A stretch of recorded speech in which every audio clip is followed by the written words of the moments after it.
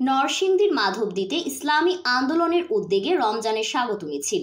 অদ্য ২৮ ফেব্রুয়ারি শুক্রবার বিকাল ৫ ঘটিকায় মাধবদীতে ইসলামী আন্দোলন বাংলাদেশ মাধবদী থানা পৌর শাখার উদ্যোগে রমজানের পবিত্রতা রক্ষার দাবিতে স্বাগত মিছিল অনুষ্ঠিত হয়।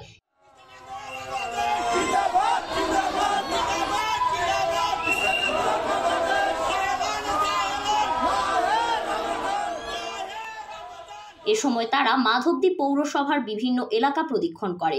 ইসলামী আন্দোলনের থানা সেক্রেটারি মাস্টার আরিফুল ইসলামের সঞ্চালনায় বক্তব্য রাখেন ইসলামী শ্রমিক আন্দোলন নরসিংদী জেলা সাধারণ সম্পাদক হাবিবুর রহমান, জেলা যুব আন্দোলনের সাবেক সভাপতি মুফতি জয়নুল আবেদিন ভূঁইয়া এবং অন্যান্য নেতৃবৃন্দ।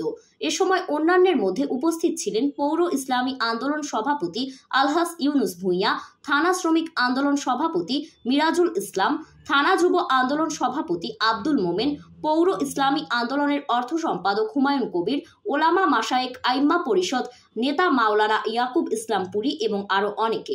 মিছিলটি বিভিন্ন এলাকা প্রদক্ষিণ করে গরুরহাট মোড় এসে সংক্ষিপ্ত বক্তব্য ও মুনাজাতের মাধ্যমে শেষ হয়। ফারিন রহমান প্রীতি, প্রিভিয়ান টাইমস, নরসিংদী।